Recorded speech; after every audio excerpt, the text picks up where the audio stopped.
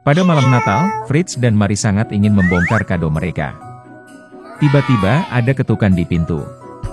Itu adalah paman mereka dengan banyak hadiah di tangannya. Anak-anak sangat senang melihatnya.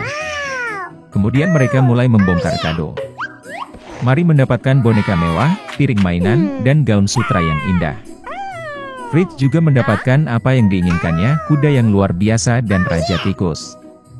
Mary memperhatikan bahwa ada seorang tentara di bawah pohon. Itu adalah Nutcracker yang dirancang untuk mengunyah kacang keras dengan rapi. Gadis itu sangat menyukainya. Tetapi Fritz mengatakan itu adalah hadiahnya dan mencoba mengambilnya dari saudara perempuannya. Anak-anak meregangkan Nutcracker sejauh-jauhnya hingga lengannya robek. Mainan yang rusak itu tidak lagi dibutuhkan oleh bocah itu. Mary sangat kesal dan menangis. Tetapi paman saya berhasil memperbaiki prajurit itu. Gadis itu senang dan memeluknya dengan lembut. Hari itu sangat sibuk, jadi dia segera lelah dan tertidur tepat di bawah pohon. Selama tidurnya, Mary mendengar suara aneh. Mereka seperti tikus. Gadis itu membuka matanya. Benda-benda di rumah itu tampak jauh lebih besar dari yang sebenarnya. Dan pohon tempat dia tertidur menjadi sangat besar. Mary menyadari bahwa bukan objeknya yang bertambah, tetapi dia yang mengalami penurunan. Tiba-tiba, Raja Tikus dengan pasukannya muncul di depan mata gadis yang tercengang itu. Mary sangat ketakutan dan ingin melarikan diri. Tapi tikus raksasa menghentikannya. Dan kemudian keajaiban terjadi, Nutcracker melompat berdiri dan meraih gadis itu. Mereka langsung memanjat pohon kera buku, dan di sepanjang pohon itu sampai ke mainan Fritz. Ada banyak sekali koleksi prajurit timah. Nutcracker meminta bantuan. Para prajurit segera melompat berdiri dan mengejarnya.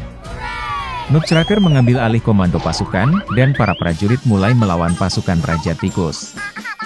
Pertempuran antara mainan dan tikus berlangsung sengit. Tapi, sayangnya, ada terlalu banyak tikus, dan pasukan Nutcracker mulai mengalami kekalahan. Mary melihat ini dan lari dari tempat persembunyiannya. Dia melemparkan sepatunya ke Raja Tikus dan memukulnya tepat di kepala, dan dia jatuh ke lantai tak sadarkan diri. Tikus lainnya menyadari bahwa pertempuran itu kalah, dan lari ke segala arah. Mary berlari ke Nutcracker, tetapi dia terbaring tak sadarkan diri, karena dia terluka parah oleh Raja Tikus. Gadis itu mengira dia sudah mati, dan mulai menangis dengan getir. Dan tiba-tiba, seorang peri cantik muncul di belakang Mary. Dia memutuskan untuk membantu gadis itu. Dengan lambaian tongkatnya, dia menghidupkan kembali Nutcracker. Dengan lambaian tongkat kedua, peri mengubah prajurit itu menjadi pangeran tampan. Mary dan Nutcracker saling memandang dengan mata penuh kasih, dan tidak bisa mengalihkan pandangan mereka. Dengan lambaian tongkatnya untuk ketiga kalinya, peri membawa pasangan yang jatuh cinta ke kerajaan permen. Pohon-pohon di sana terbuat dari permen, dan bunganya dari selai. Itu adalah tempat yang luar biasa. Mary memejamkan mata sejenak karena senang. Dan tiba-tiba, dia mendengar suara ibunya yang memanggil namanya. Membuka matanya, gadis itu melihat ibunya yang menatapnya dengan bingung. Mary juga tidak mengerti apa yang sedang terjadi. Gadis itu bercerita tentang perjalanan indahnya, tapi ibunya hanya tersenyum manis. Kemudian Mary melihat Nutcracker power di pelukannya. Dan kemudian dia menyadari bahwa dia telah tidur di bawah pohon sepanjang malam, dan semua yang terjadi padanya hanyalah mimpi yang nyata. Beberapa tahun kemudian, keponakan dari ayah baptis mereka datang mengunjungi Mary dan Fritz. Begitu dia memasuki rumah, gadis itu hampir jatuh ke lantai karena terkejut. Anak laki-laki itu tampak seperti Nutcracker seperti dua tetes air. Dia juga menyukai Maria pada pandangan pertama. Setelah beberapa waktu, mereka menikah, dan hidup tidak lebih buruk daripada di kerajaan ajaib permen.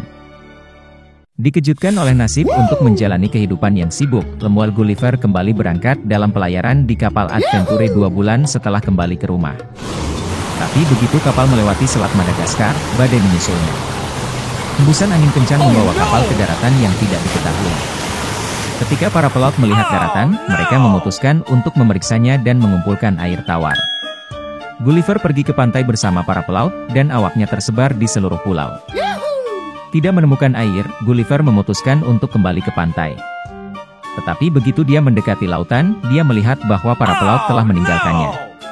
Mereka berlayar dengan layar penuh dari raksasa besar yang mengejar mereka. Karena ketakutan, Gulliver bergegas masuk ke pedalaman pulau. Dia berlari ke ladang gandum dengan telinga besar dan menyadari bahwa dia berada di tanah raksasa. Gulliver duduk untuk beristirahat. Tetapi sebelum dia sempat mengatur napas, dia melihat kaki besar yang akan menginjaknya. Gulliver mulai berteriak sekeras yang dia bisa. Dan raksasa itu memperhatikannya. Dia mengangkat Gulliver dengan tangannya, memeriksanya dengan saksama, dan membawa pria kecil itu ke pemilik petani. Petani itu mencoba berbicara dengan Gulliver, tetapi suaranya sangat keras sehingga membuat pria kecil itu tuli. Kemudian pemiliknya membawa pulang Gulliver. Di rumah, keluarga petani sedang mempersiapkan makan malam. Pria kecil itu duduk di atas meja di mana potongan besar daging sapi dan roti tergeletak. Tetapi sebelum Gulliver sempat memecah rotinya, putra petani itu mengambilnya secara terbalik dan mulai mengocoknya. Dia mengira Gulliver adalah mainan dan mencoba memasukkannya ke dalam mulutnya. Kemudian sang ayah dengan keras mengancam putranya dan memintanya untuk memperlakukan lelaki kecil itu dengan lebih hati-hati.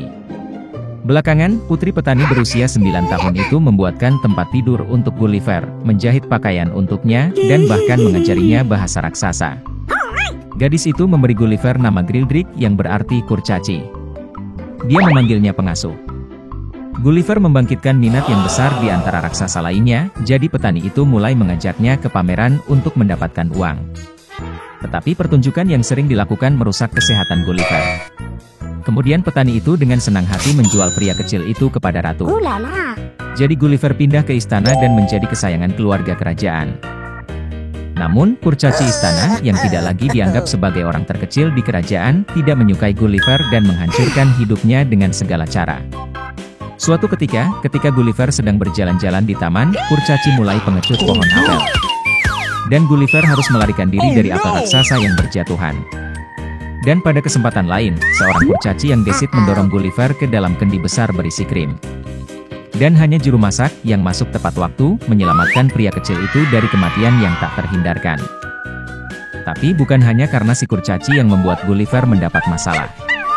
Jadi suatu pagi saat sarapan, dia ditangkap oleh monyet koki. Seperti anak kecil, dia mulai mengayunkan Gulliver, lalu menyeretnya ke atap. Raksasa bergegas menyelamatkan pria kecil itu. Dan begitu mereka naik ke atap, monyet itu melempar Gulliver. Untungnya, dia berhasil mengatasi herpes zoster dan diselamatkan dengan selamat.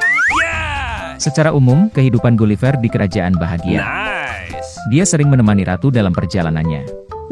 Mereka bahkan membuatkan kotak perjalanan khusus untuknya.